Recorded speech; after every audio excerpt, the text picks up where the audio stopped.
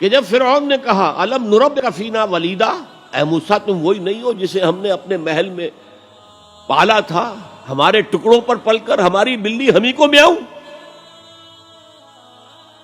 تو حضرت موسیٰ نے کہا وَتِلْكَ نِعْمَةٌ تَمُنُّهَا عَلَيَّ أَنْ عَبَّدْتَ بَنِي اسرائیل، یہ تم بڑا احسان جتا رہے ہو میرے اوپر کہ میں تمہارے محل میں پلا بڑھا ہوں، جبکہ تو نے میری پوری قوم کو غلام بنا رکھا ہے۔ عبدتا تو عبادت کا اطلاق محض اطاعت پر بھی ہے، چاہے وہ خواہی نہ خواہی ہو، مجبوری سے ہو، کراہت کے ساتھ ہو، لیکن یہ اطلاق اس پر ہوتا ہے۔ یہی وجہ ہے کہ آج کے دور میں جو جدید مفکرین ہیں اسلام کے، انہوں نے اس اطاعت کے پہلو کو اتنا نمایاں کیا ہے، اتنا نمایاں کیا، اس لیے کہ عام لوگوں کے ذہن سے یہ تصور گزر گیا تھا نماز روزہ حج زکوٰۃ عبادات ہو گئی بس، اور کون سی عبادت چاہیے تمہیں؟ تو ان کو بتانے کے لیے نہیں، پوری زندگی میں اللہ کی اطاعت، ہمہ تن ہمہ وقت ہمہ جہت ہمہ پہلو اطاعت۔ تو یہ صحیح بات ہے کہ جو ایمفیسائز کی گئی، اور آج بہت سے لوگوں کے سامنے یہ بات آ چکی ہے، بہت بڑی تعداد میں امت اس حقیقت کو جان چکی ہے کہ اسلام صرف مذہب نہیں، دین ہے، یہ مکمل نظام حیات ہے، یہ مکمل ضابطہ حیات ہے، اور اس سب میں اطاعت مطلق اللہ کی درکار ہے۔ لیکن ایک پہلو ابھی پوری طرح اجاگر نہیں ہوا۔ اللہ کی عبادت میں اگر وہ بالاکراہ ہو رہی ہے، طبیعت کے خلاف ہو رہی ہے، تو وہ منافقانہ اطاعت ہے۔ جیسے کہا گیا یہ منافق نہیں نماز کے لیے کھڑے ہوتے مگر کسل مندی کے ساتھ اور بہت ہی طبیعت پر جبر کر کے۔ کیا کرے، اس معاشرے میں کوئی مسلمان سمجھا ہی نہیں جا سکتا تھا جو نماز نہ پڑھتا ہو، تو نماز تو پڑھنی پڑ رہی ہے، وہ منافقت۔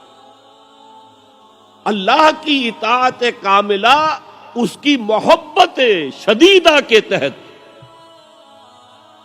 اس کے شکر کا جذبہ، اے اللہ تیرے لیے حمد ہے، کل شکر تیرے لیے، کل ثنا تیرے لیے، اس شکر اور محبت کے جذبے سے والذین آمنوا اشد حبا للہ، اہل ایمان تو وہ ہے جو شدید ترین محبت کرتے ہیں اللہ کے ساتھ۔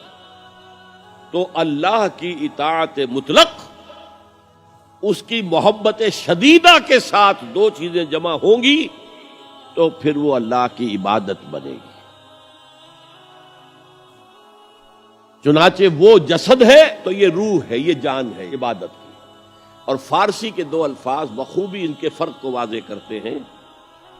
ایک ہے بندگی، جو ابھی میں نے شعر سنایا، بندگی وہ ہے اطاعت۔ ایک ہے پرستش، پرستش ہوتی ہے محبت سے۔ کوئی زر پرست ہے، کوئی شہرت پرست ہے، کوئی اقتدار پرست ہے، کوئی وطن پرست ہے، کوئی قوم پرست ہے، کوئی خود پرست ہے۔ یہ پرستش، پرستار کہہ دیتے ہیں آج کل، جو مختلف ایکٹرز اور ایکٹریسز ہیں ان کے جو پرستار ہیں، پرستار کہلاتے ہیں۔ تو اللہ کی پرستش کے ساتھ اس کی اطاعت مطلقہ جمع ہوں گے تو عبادت بنے گی۔